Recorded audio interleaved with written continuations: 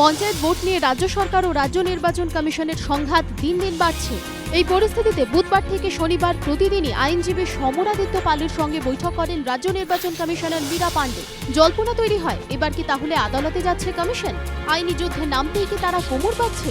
রবিবার ছুটির দিনেও দিনভর কমিশনের অফিসে তৎপরতা তুঙ্গে ওঠে। সকাল 11টা নাগাদ অফিসে ঢোকেন রাজ্য নির্বাচন কমিশনার মীরা পাণ্ডে। তার কিছুক্ষণ পরে অফিসে পৌঁছন কমিশনের সচিব। কদিন আগে পর্যন্ত যিনি অসুস্থ ছিলেন, কমিশনের সেই যুগ্ম সচিবও এদিন চলে আসেন অফিসে। দিনভর দফায় দফায় মীরা পাণ্ডের ঘরে বৈঠক চলে। ম্যারাথন বৈঠক শেষ হয় রাত 10:30টায়। প্রায় 11 ঘন্টার বৈঠক শেষে মীরা পাণ্ডে জানান, আদালতে যাওয়া নিয়ে সোমবার সিদ্ধান্ত নেবে কমিশন। মীরা পাণ্ডের এই মন্তব্যে রাজনৈতিক মহলে নতুন করে জল্পনা তৈরি হয়েছে।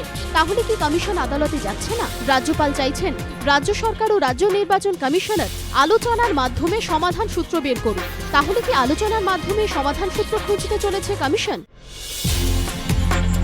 দায় কার? চাপানুতোর তুঙ্গে। প্রাথমিকের শিক্ষক নিয়োগে পরীক্ষার্থীদের দুর্ভোগের জন্য রেলকে কাঠগড়ায় দাঁড় করিয়েছেন পরিবহন মন্ত্রী মদন মিত্র ও প্রাথমিক শিক্ষা পর্ষদের সভাপতি মানিক ভট্টাচার্য।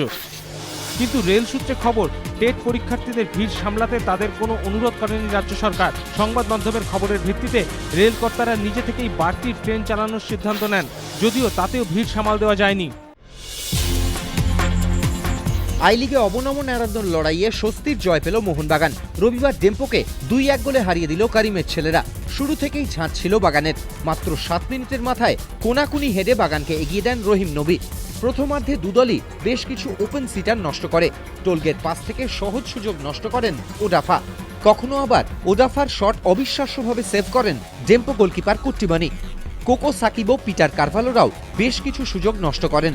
অন্যদিকে বাগান বক্সে একবার মেহরাজের বিরুদ্ধে হ্যান্ডবলে পেনাল্টি জোরালো আবেদন করে ডেম্পো। হাফ টাইমের পর 2 মিনিটের মধ্যেই বাগানের ব্যবধান দ্বিগুণ করেন ওডাফা ও কোলি।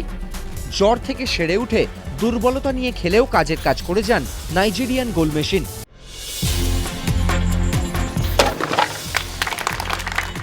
মহিলাদের বিরুদ্ধে অপরাধের ঘটনা ঘটেই চলেছে। এই পরিস্থিতিতে ক্যারাটেকে নিরাপত্তার হাতিয়ার করতে পারেন মহিলারা। কলম ছাতাও হয়ে উঠতে পারে আত্মরক্ষার হাতিয়ার। এ বিষয়ে সচেতনতা বাড়াতে রবিবার দক্ষিণ কলকাতার একটি ক্লাবে বিশেষ প্রশিক্ষণ শিবিরের আয়োজন করে একটি ক্যারাটে প্রশিক্ষণ সংস্থা। শুধুমাত্র কলকাতা নয়, গ্রাম মফস্বলের মহিলাদেরও আত্মরক্ষার এই প্রশিক্ষণ দিতে জেলায় জেলায় ক্যারাটে প্রশিক্ষণ কর্মশালা করা হবে বলে জানিয়েছে এই সংস্থা।